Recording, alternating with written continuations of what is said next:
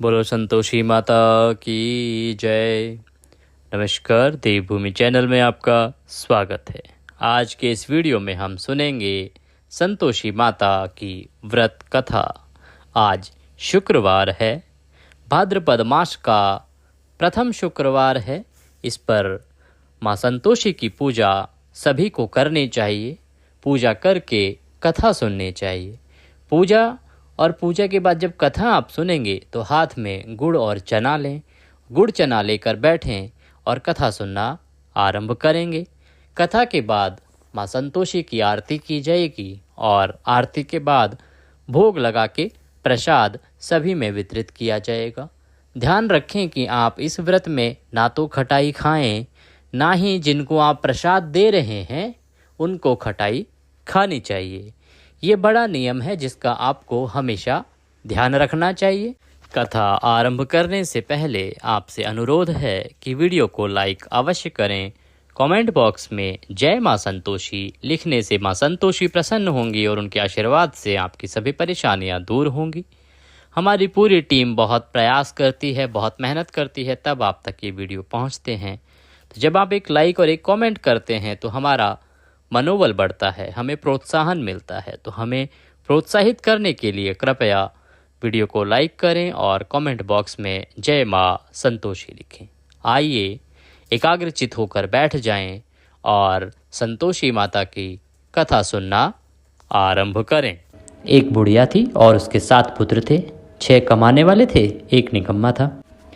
बुढ़िया माँ 6 पुत्रों की रसोई बनाती, भोजन कराती और पीछे से जो बचता वो 7वें को दे देती। परंतु वह बड़ा भोला भाला था, मन में कुछ विचार न करता था। एक दिन बहू से बोला, देखो मेरी माता का मुझ पर कितना प्यार है। वह बोली, क्यों नहीं, सबका झूठा बचा हुआ तो तुमको खिलाती है। वह बोला, भला ऐसा भी कहीं हो सकता है? मेरी माँ मेरे साथ ऐसा नहीं कर सकती। मैं जब तक आँखों से ना देखूं मान नहीं सकता। बहू ने हंसकर कहा, तुम देख लोगे तब तो मानोगे। कुछ दिन बाद बड़ा त्योहार आया। घर में 7 प्रकार के भोजन और चूरमे के लड्डू बने।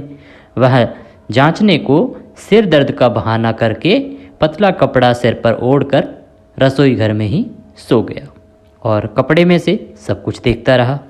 6 भाई भोजन करने आए। उसने देखा माँ ने उनके लिए सुंदर सुंदर आसन बिछाए, 7 प्रकार की रसोई परोसी। वह आग्रह करके जिमाती है, वह देखता रहा। 6 भाई भोजन करके उठे, तब माता ने उनकी झूठी थालियों में से लड्डुओं के टुकड़ों को इकट्ठा किया और एक लड्डू बना दिया। झूठन साफ कर बुढ़िया माँ ने पुकारा, उठो बेटा, 6 भाई भोजन करके चले गए, अब तू ही बाकी है, उठना, कब खाएगा? वह कहने लगा, माँ मुझे भोजन नहीं करना, मैं परदेश जा रहा हूँ। माता ने कहा, कल जाता हो तो आज ही जा। वह बोला, हाँ हाँ आज ही जा रहा हूँ। यह कहकर वह घर से निकल गया। चलते समय बहू की याद आई। वह गौशाला में उपले थाप रही थी। वहीं जाकर उससे बोला, हम जावें परदेश को आवें कुछ काल, तुम रहियो संतोष से धर्म आपनो पाल। वह बोली जाओ पिया आनंद से, हमरो सोचत हटाए, राम भरोसे हम रहें ईश्वर तुम्हें सहाय। देख निशानी आपकी देख धरू मैं धीर, सुधी हमरी मति मिसारियो, रखियो मन गंभीर। इस प्रकार से वह बोला, मेरे पास तो कुछ नहीं है, यह अंगूठी है, सो ले ले और अपनी कुछ निशानी मुझे दे दे।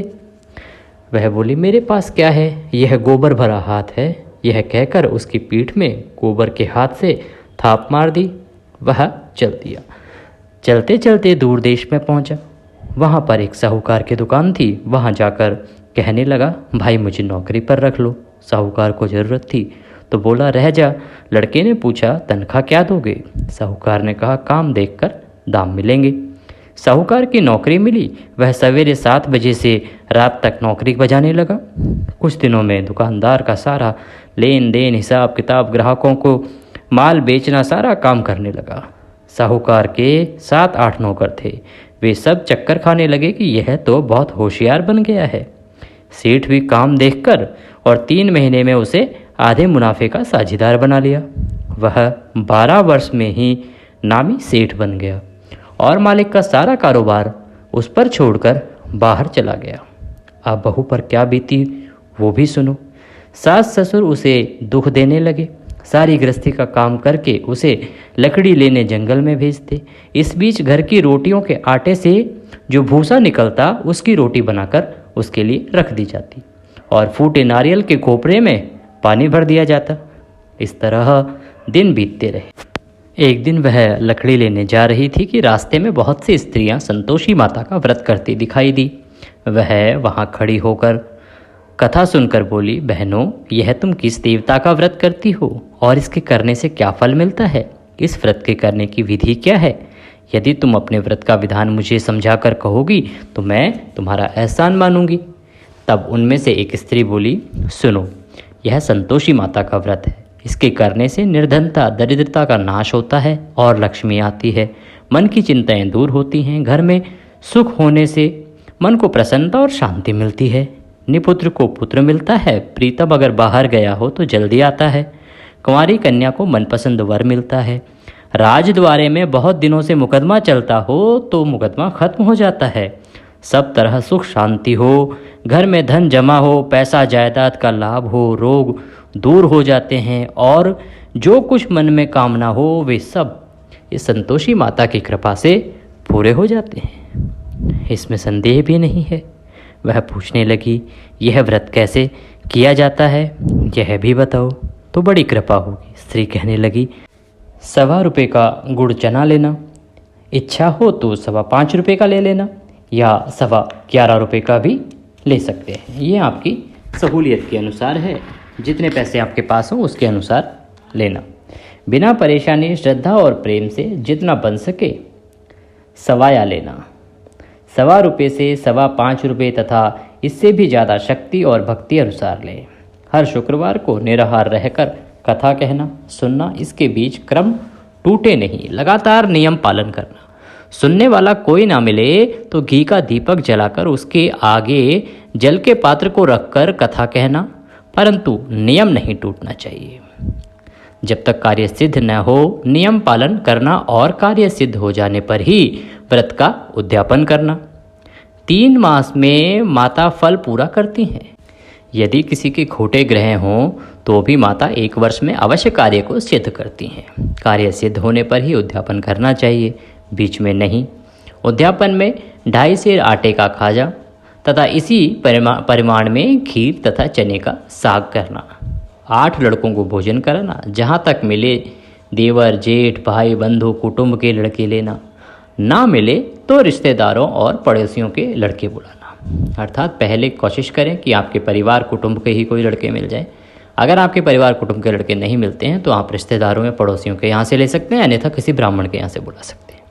उन्हें भोजन कराना, यथाशक्ति दक्षिणा दे। माता का नियम पूरा करना। उस दिन घर में कोई खटाई ना खावे, इसका विशेष ध्यान रखना। यह सुनकर बुढ़िया के लड़के की बहू चल दी। रास्ते में लकड़ी के बोझ को बेच दिया और उन पैसों से गुड़ चना ले माता के व्रत की तैयारी करने आगे चली और सामने मंदिर को देख पूछने लगी, यह मंदिर किसका है? सब कहने लगे, संतोषी माता का मंदिर है। यह सुन माता के मंदिर में जा माता के चरणों में लौटने लगी। दीन होकर विनती करने लगी, माँ, मैं निपट मूर्ख हूँ, व्रत के नियम कुछ नहीं जानती, मैं बहुत दुखी हूँ। हे माता, हे जगजननी, मेरा दुख दूर करो, मैं तेरी शरण में हूँ माता। माता को दया आई।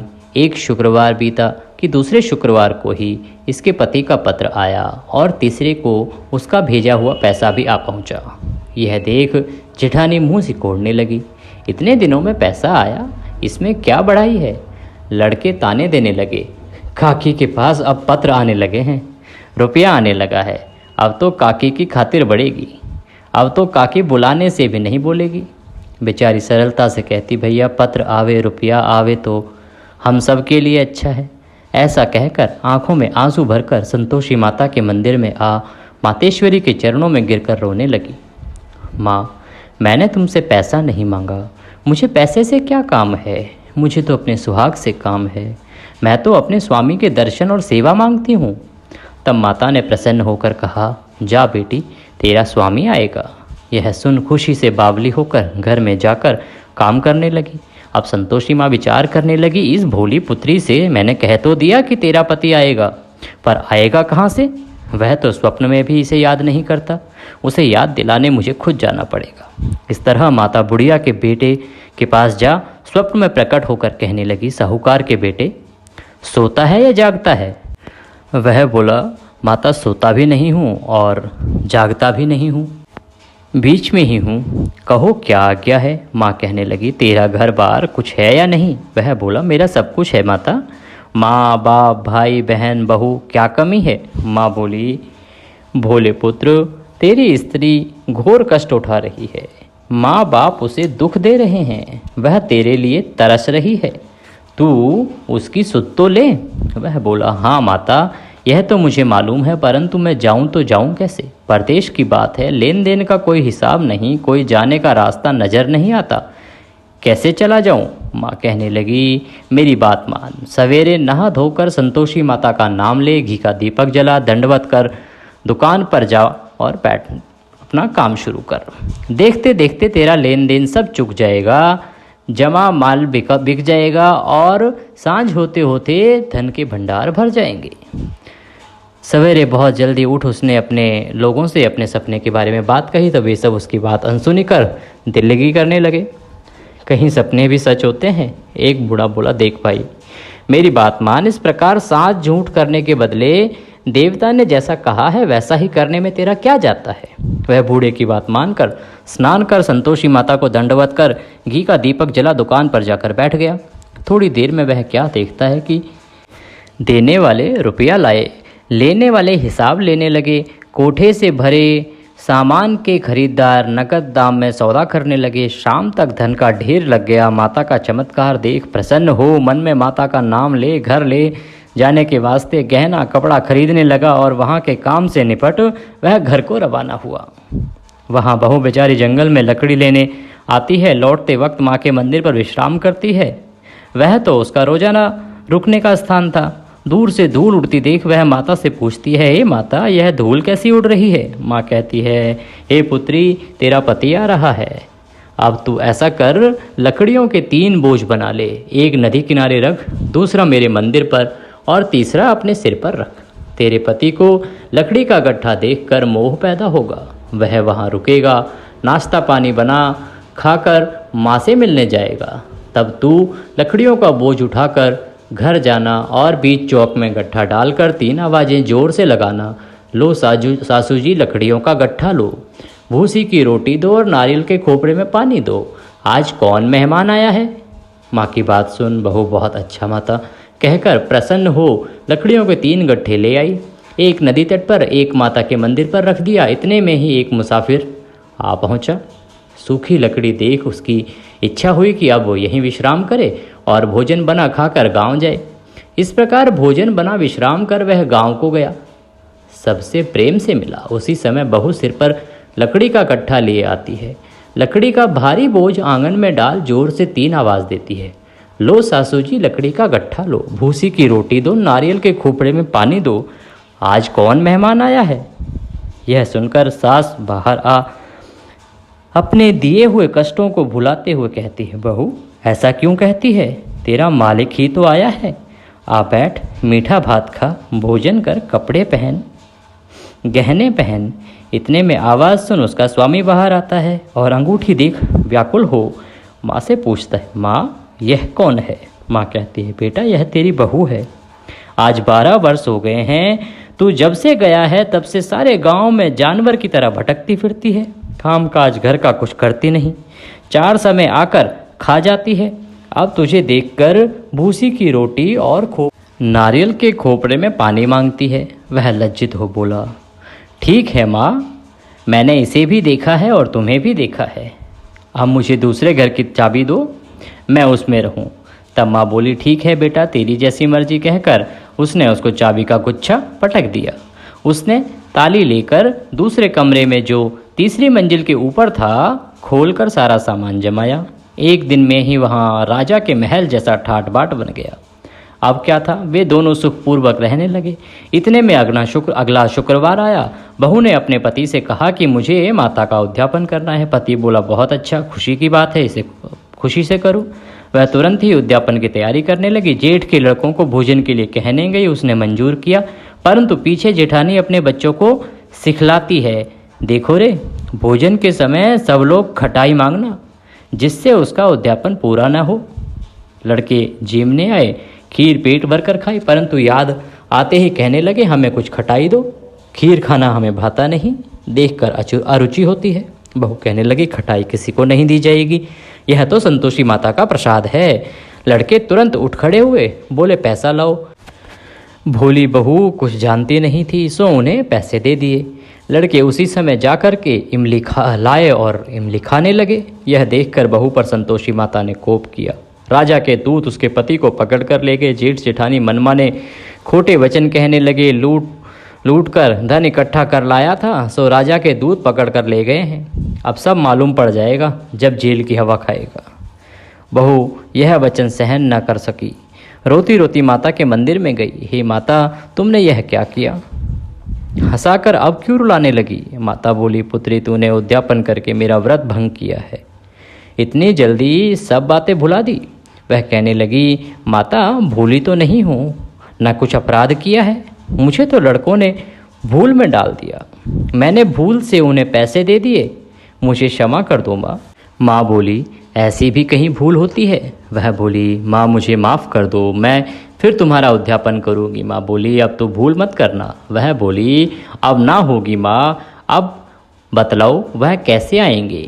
माँ बोली, जा पुत्री, तेरा पति तुझे रास्ते में ही आता मिलेगा। वह घर को चली, राह में पति आता मिला। उसने पूछा, तुम कहाँ गए थे?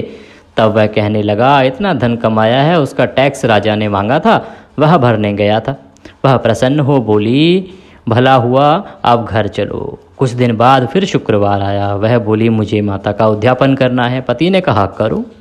वह फिर जेठ के लड़कों से भोजन को कहने गई। जेठानी ने तो एक दो बातें सुनाई और लड़कों को सिखा दिया कि तुम पहले ही खटाई मांगना। लड़के कहने लगे, हमें खीर खाना भाता नहीं है, जी बिगड़ता है, कुछ खटाई खाने को देना। वह बोली, खटाई खाने को नहीं मिलेगी, आना हो तो आओ। जब वो नहीं आए तो वो ब्राह्मण के लड़के ले आई और उनको भोजन कराने लगी। यथाशक्ति दक्षिणा की जगह एक एक फल उन्हें दिया। इससे संतोषी माता प्रसन्न हुई। माता की कृपा होते ही 9वें मास में उसको चंद्रमा के समान सुंदर पुत्र प्राप्त हुआ। पुत्र को लेकर प्रतिदिन माता जी के मंदिर में जाने लगी। माँ ने सोचा, यह रोज आती है, आज क्यों ना मैं इसके घर चलूँ, इसका आसरा देखूँ। यह विचार कर माता ने भयानक रूप बनाया। गुड़ और चने से सना हुआ मुख, ऊपर सूंड के समान होंठ, उस पर मक्खियां भिन भिना रही थी। दहलीज में पांव रखते ही उसकी सास चिल्लाई, देखो रे, कोई चुड़ैल डाकिन चली आ रही है, लड़कों इसे भगाओ, नहीं तो किसी को खा जाएगी। लड़के डरने लगे और चिल्लाकर खिड़की बंद करने लगे। छोटी बहू रोशनदान में से देख रही थी। प्रसन्नता से पगली होकर चिल्लाने लगी, आज मेरी माताजी मेरे घर आई हैं। यह कहकर बच्चे को दूध पिलाने से हटाती है। इतने में सास का क्रोध फूट पड़ा। बोली, रांड, इसे देखकर कैसी उतावली हुई है, जो बच्चे को पटक दिया। इतने में माँ के प्रताप से जहाँ देखो वहीं लड़के ही लड़के नजर आने लगे। वह बोली, माताजी, मैं जिनका व्रत करती हूँ यह वही संतोषी माता हैं। इतना कह झट से सारे घर के किवाड़ खोल देती है। सबने माता के चरण पकड़ लिए और विनती कर कहने लगे, हे माता, हम मूर्ख हैं, हम अज्ञानी हैं, पापी हैं, तुम्हारे व्रत की विधि हम नहीं जानते, तुम्हारा व्रत भंग कर हमने बहुत बड़ा अपराध किया है। हे माता, आप हमारा अपराध क्षमा करो। इस प्रकार माता प्रसन्न हुई। माता ने बहू को जैसा फल दिया वैसा सबको दे, जो पढ़े उसका मनोरथ पूर्ण हो। बोलो संतोषी माता की जय। इसी के साथ संतोषी माता के व्रत की यह कथा यहाँ पर समाप्त होती है। इसको शुक्रवार को सुनने से माता का आशीर्वाद हमें प्राप्त होता है। विशेष बात यह कि जब भी कभी संतोषी माता का व्रत किया जाए तो उसका नियम कठोर है, उस नियम का पालन करना आवश्यक है। माता संतोषी आपके ऊपर अवश्य प्रसन्न होती हैं और आपके सभी दुखों को दूर करती हैं। इसके बाद माता की आरती करेंगे। आरती करके भोग लगा के सभी जनों को प्रसाद वितरित करेंगे। में फिर होगी आपसे मुलाकात, तब तक के लिए जय माँ संतोषी।